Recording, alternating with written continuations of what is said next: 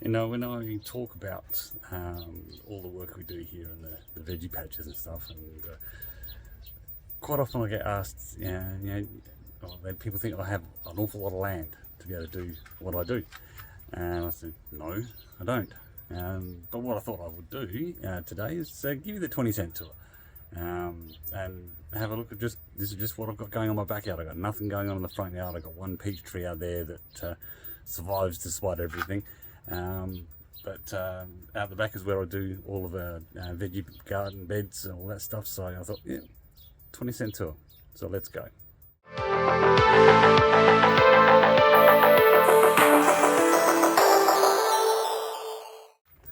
Alright, I've done lots of videos of this one already. This is our, what I call the E-bed, because it's basically in the shape of an E. I've done plenty of videos about this one already, so I don't need to talk about that so much. Down here I've referred to this as the chicken gate, simply because it goes into the chicken yard. So let's get in there and have a look at the chooks. Although it's a gate, it's not really a gate because I haven't actually mounted it, but that's going to be changing shortly on the next project, which I'll talk about shortly.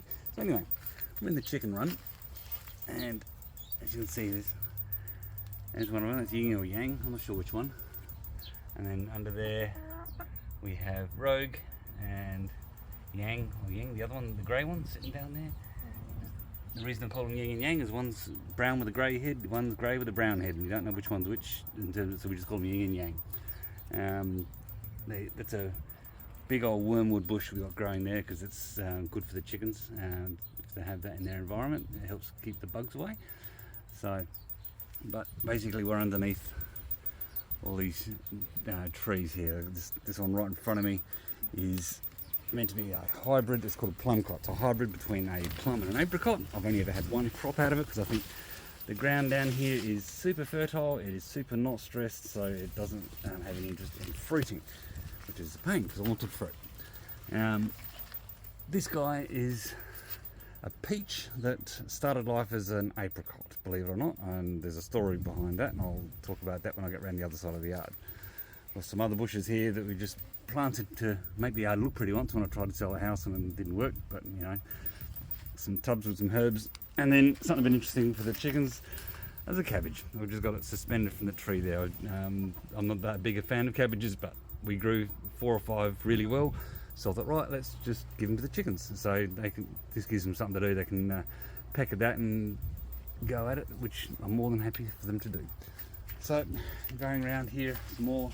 Got to duck down real low through here because these branches off this peach tree are down at about 2 foot, so it's nice and shady under here.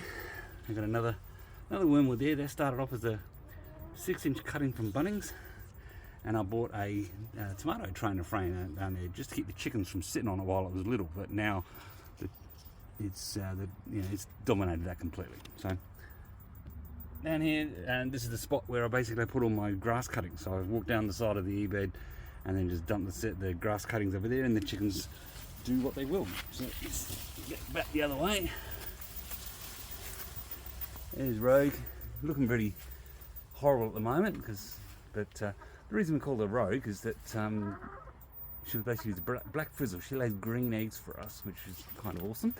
But we call her Rogue because she has this little tuft of white feathers on the top of her head, and so after the character from Marvel, we thought, yep, that'll do nicely. So moving on past this wormwood. Now this is the sanded area of their run. We've got a lard block that Mandy made. Basically it's the same thing you buy down pet stock. It's seeds, it's mealworms, and just put together with some lard, and it's cheaper to make than to buy them, so we did that. That's the entrance to the coop. I'll show you inside there in a sec. We've got treadle feeders and stuff, so let's continue. Okay, we're back outside the chicken run now. I've got the gate up there, well, just because they had it started getting into jumping up onto that crossbar and jumping out, so I put that there just a bit of a deterrent, so we can still drop some food into them though. But this is just a shed, and inside the shed we have some roosts for them to sit on. We got some rollaway nesting boxes. The idea behind those is that the bottom is slanted. They get in there, they lay their egg, it rolls away from under them into the front, and we can then just access the eggs collected at the front. There's Road come to check me out. Now I've got a lot of powder in here at the moment. Normally this is just sand, but I put some powder in here because when I was cleaning out the eggs this morning, I found mites, which is a pain in the butt. If you've not had to deal with mites before, think they're little and they bite. They're about the size of a pixel on your phone, and the only reason you know, and they'll get on you and you don't know it because you can't feel it, but suddenly you'll see a pixel moving across your screen, and then or up your arm, and you go, oh crap, I've got mites. So that's starting to deal with that.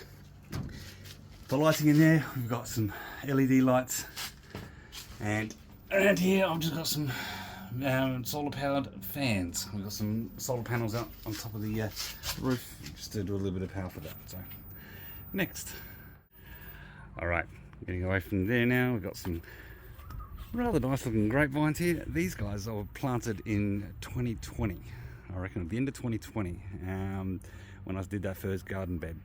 So they were, again, 6-inch seedlings for Bunnings. There's 3 of them, 3 different sultanas. There's a white one, a red one, and a black one. And in the space of 3 to 4 years, that's 3 meters wide, 2.5 meters tall, and just going bonkers. So very happy with that. So coming inside here, you can see here's the other side of the sand of the chicken run. We've got the treadle feeders there. We've got some treated water down there for them because of those mites that I was talking about. My back shed, which holds lawnmower and tools and stuff, and then we go into the other bed. This one we call our pie bed, mainly because it's sort of in the shape of the symbol pi. Now at the moment I've got trombone, I think, in there. I've got a rogue potato, and I've got some pyrethrum there to try and put off some of the bugs. Going very nicely. This is pumpkin going absolutely berserk. You can see I've got a pumpkin coming on there, and it's very happy now. I had all this netting on there because of the dog getting in there and having a go at it all and digging, so I had to protect everything. So you can see the pumpkin is just going absolutely bunter.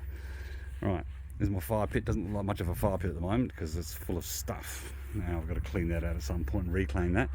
But it's the reason the beds are the shape they are, because I built them around the fire pit. So you've got the seating there, wood store down there, more seating sort of down here and back here. So up against this fence, it's the north fence, I've got some cardamom, I think, the herb we bought from a guy, and that's been struggling and then comes good, then struggles and comes good, but apparently it's good for the chickens. So, and I've got some capsicums which are starting to come along.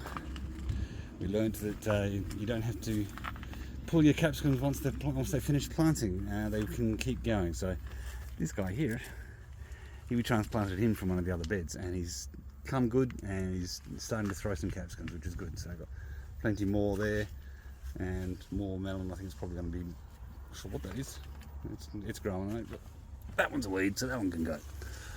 Alright, we have 2 built-in compost bins, so we've got that one there and that one there.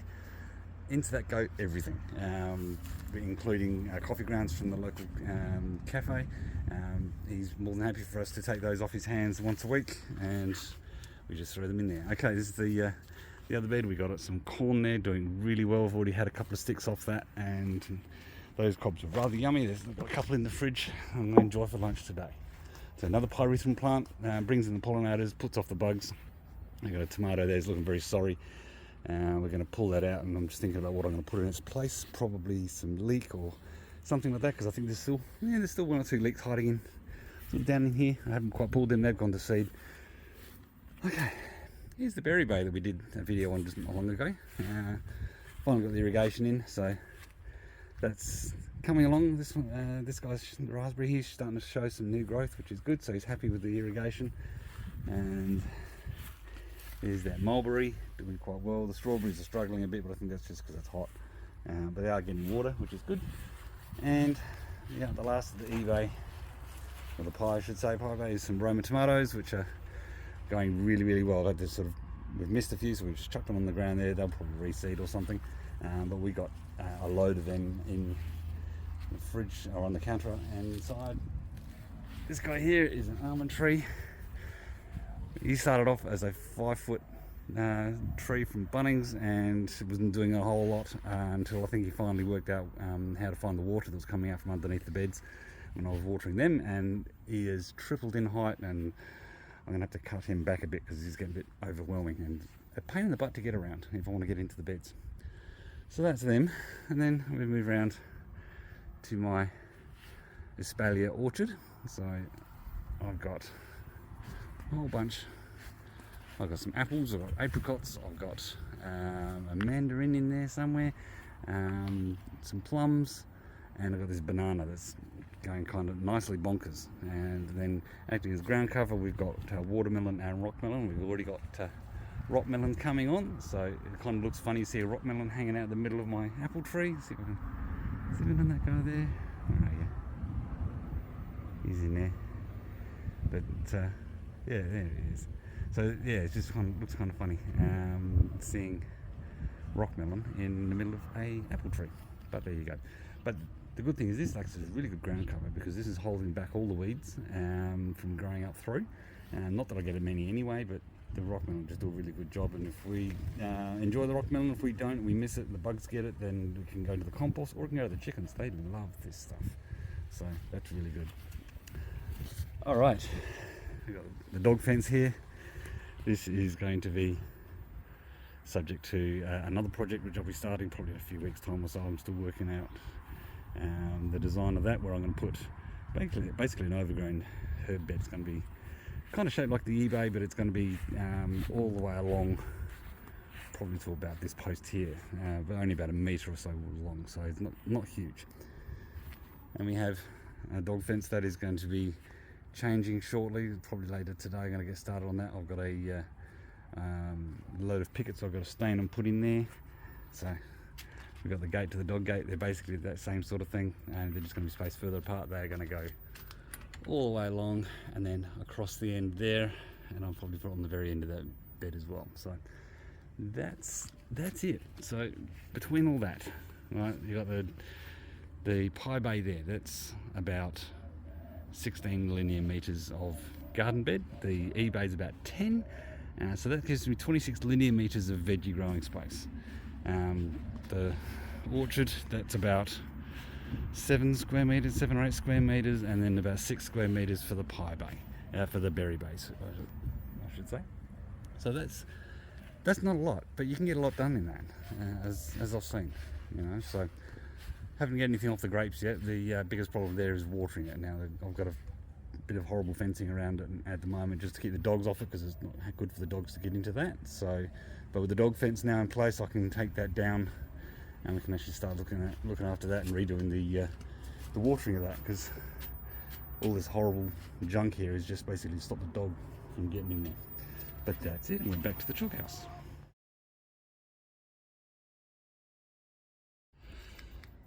When you live in somewhere long enough, even the stories have backstories, and so it is here. I mentioned that there was a tree in the chook house that was a peach tree that started off as an apricot. Well, there's a story behind that, so let me tell you a story. About 7 years ago, none of this was here. Okay, this was just a grass backyard. Okay, I had a retainer wall that sort of went the entire line of the fence line there, about where the berry bay starts. That's about how thick it was. You know, it was only about a foot away from the fence. That all the way went through there. Now, about 7 years ago, we had a car come through the fence, just sort of through here, smashed all the fence there. Got a wooden panel there behind the barbecue. It smashed that to splinters. The original barbecue there was obliterated. All the paving area, we had the matting on there, you know, like a gym matting floor, and we had pieces of that wood wall speared into that all the way back up to the back door up here. So that was an absolute wreck. The car came flying through.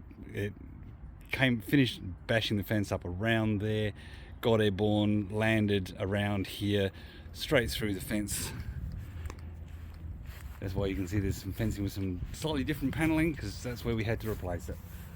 I went through there and into the house behind us, and the guy passed away tragically.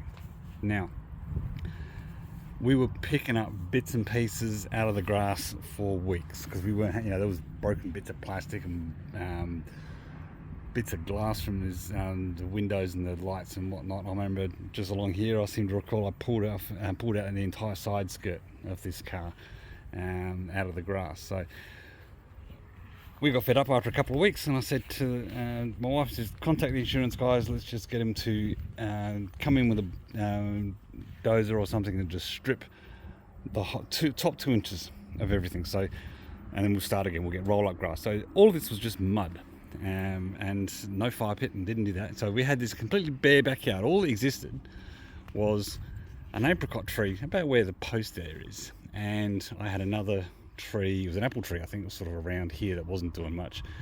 And I said to my good wife, look, we've got a clean slate of a backyard here, we need to work out what we want to do. And we come up with the idea of having a fire pit.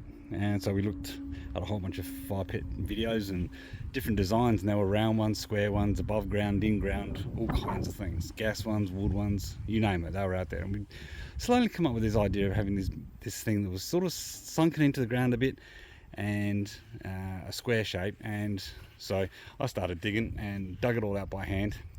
It's lined with bricks that we sourced on Facebook for nothing, and the floor, that's driveway pavers from a friend of mine. He said if I want pavers I can come and have them, because he just replaced them all in his driveway with pattern paved concrete. So that's where all the pavers came from. So then I just built some timber framing, put some seating up. It was slightly different to this is looking a bit overrun at the moment, but it was basically this shape, and the angles are the same on the back, some little chairs, and it served us very well for a number of years. And that right there, that's where that apricot was. And in the process of digging it out, because I had to move it, and in the process of digging it out, I broke it at the graft. It was actually apricot grafted onto rootstock, and I snapped it at the graft. So when I planted it out in there, in the chook run, I figured, okay, well, maybe we can rescue this. So I taped it up around the graft and staked it out and hoped for the best, watered it like crazy and hoped for the best. And it didn't work. The branches just died off. Okay, but before I did anything about pulling it out of the ground, I started seeing new growth. And I thought, okay, something's growing here. I'm not sure what, but something was growing. So I thought, okay, let's just let it run and see what happens. And that's what happened. And that's after I cut it down about 4 times, down to head height, and it just regrows every season. And what I found out after about the 3rd year was that we'd actually had peaches. So it was an apricot tree grafted onto peach rootstock. And peaches, that thing gives us are quite nice, although this year not so much. But I think it's because I butchered it pretty hard last year in the attempt to try and stop them from going so vertical. Just like the other ones there, I've cut them right down to like head height before, and they've just gone nuts. So that's how our apricot turned into a peach. So, like I said, every story's got a backstory, and yeah, that's what happens when you live in a place for a while. Righto, that's enough about that. You know the drill. Hit the subscribe button and become part of our thriving community.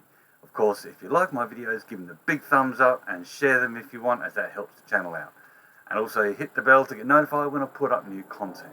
Okay, that's all from me, so stay healthy, keep thinking. As my mum would say, be good, and if you can't be good at it. I'll see you next time.